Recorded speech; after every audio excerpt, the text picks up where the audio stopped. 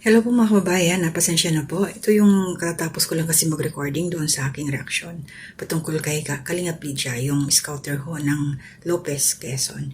So nasabi ko kasi kanina na meron ho akong lilinawin at sasabihin na katotohanan patungkol doon sa isang komento. Kasi ayoko hong yung mga kabasa is hindi nila alam kung ano yung totoo. So isa-shoutout ko po si ma'am. Siya po yung nag-comment doon sa isa kong reaksyon na may title ho na Gigil si X. Okay, so shoutout ko po muna siya. Siya po si Ma'am Bibencia Paymalan. Tama po ba ito? Shoutout po. Sabi niya, wow ha, pumunta ka lang pala kay ka-business para kumuha ng i-content mo. Baka ikaw ang tuta. Ma'am Bibencia, po, una, hindi pa po ako nakakarating kila Pinuno ka-business. At hindi ho ako tuta dahil unang-una si Pinuno ka-business ay hindi naman po aso.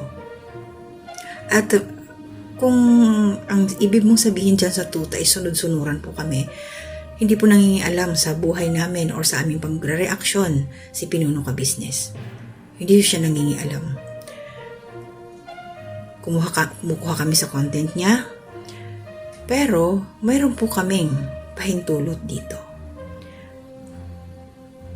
Kung ano man ang ibig sabihin nyo ng pumunta, hindi po yung totoo. Maliho kayo. Nagre-reaction ako, freelance.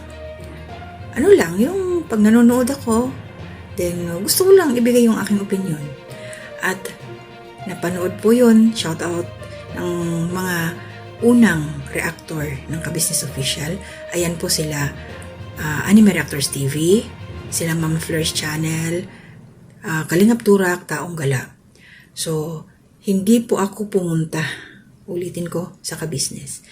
Nung nakita po ako nila Sir Anime, Reactors TV, dinala nila ang aking pangalan doon sa kanila, pinag-usapan, sinabi kay Pinuno ka-business. Ano ako noon parang nag-aalangan dahil sino ba ako? Ano ba ako, di ba? Parang yung gano'n, syempre nag-uumpisa pa lang ako Kung bakit hindi ko agad tinanggap yung offer na yon. Kasi nga may trabaho ako, baka hindi ko magampanan yung tungkulin bilang isang reactor ng ka-business. Isa po yun. So, okay naman, kaya sige, pumasok ako. At hindi po kami tuta. Hindi ko kami binabayaran ni Pinuno ka-business para mag-reaksyon. Baka po nakakalimutan ninyo na matagal ng ilang buwan din ho na nanahimik kami, ang ka-business. Ayan yung mga M's, ayan yung mga kagwangs. Kailan lang ho sinagot ang kanilang mga pasaring. Pero sumasagot ho kami kung alam namin na hindi na ho tama. Mali na Kasi meron din naman ng mga proof. Hindi ho kami nagbibigay ng opinion o reaksyon nang wala kaming katibayan. Yan. Sumasagot lang ho kami.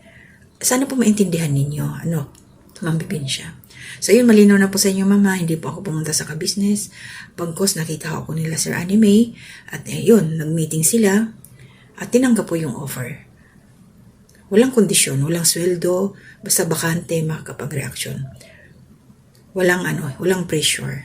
Ganun. So, shoutout po sa inyong lahat. Hindi ko mo isa-isa. Salamat po talaga. Maraming salamat.